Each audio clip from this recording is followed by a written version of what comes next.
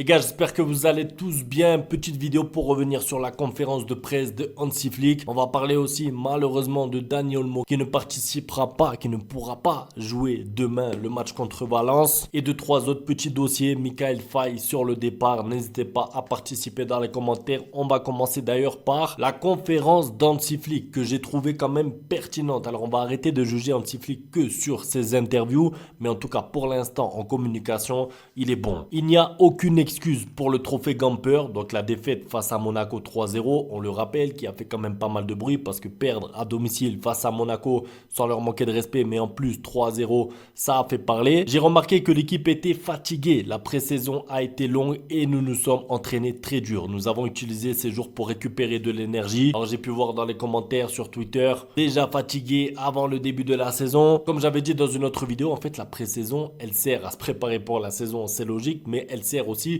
à te pousser à bout. Ça veut dire que c'est des séances qui sont dures physiquement. Les joueurs sortent de vacances 2-3 semaines des fois sans faire de sport ou en tout cas pas à haute intensité. Donc forcément quand ils arrivent, ils font une pré-saison sous Hansi Flick très exigeante. Il est possible qu'il y ait de la fatigue. Maintenant, et il le dit, ça n'est pas une excuse. C'est-à-dire que c'est pas parce que tu perds un match 3-0 que tu dois dire ah, la pré-saison était difficile. Les joueurs sont fatigués. Donc c'est pas vraiment une excuse, mais c'est une circonstance atténuante. Au-delà de ça, il dit aussi que là, il a profité des jours là qui sont passés pour récupérer de l'énergie. Pourquoi? Parce que le match est demain. Et il ne peut pas dire après chaque défaite, l'équipe est fatiguée, l'équipe a eu une grosse pré-saison. Ça peut marcher une fois, on comprend, mais là ça y est, la saison commence, tes joueurs doivent être prêts. Parce que si ça s'appelle une pré-saison, c'est justement pour qu'ensuite quand la saison commence, on n'entende plus parler de forme physique. On veut plus rien savoir. Les joueurs doivent être prêts pour le match de demain. Je suis satisfait de l'effectif. Quand j'ai signé mon contrat, je savais que ce ne serait pas facile, mais j'ai confiance dans le club. Alors moi, je pense quand même qu'il s'attendait à un mercato un peu mieux que ça, non? Je pense qu'il avait parlé avec Laporta au moment de s'engager. Maintenant, il peut pas venir comme ça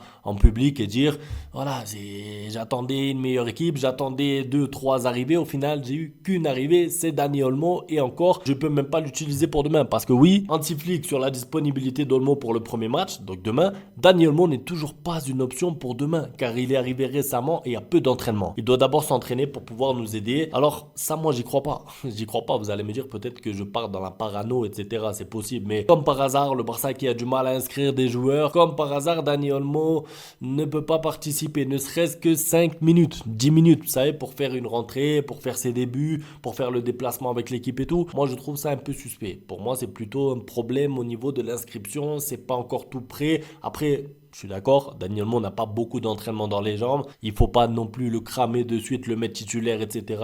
D'accord, si vous voulez. Mais j'ai envie de dire, c'est quand même le seul club en Europe, le Barça, qui déjà ne fait presque pas de mercato. Et ensuite, le seul joueur qui a été acheté pour l'instant, c'est Dani Olmo. On compte pas Pau Victor qui vient du Barça B. Tu prends Dani Olmo et il n'est pas disponible pour la première journée.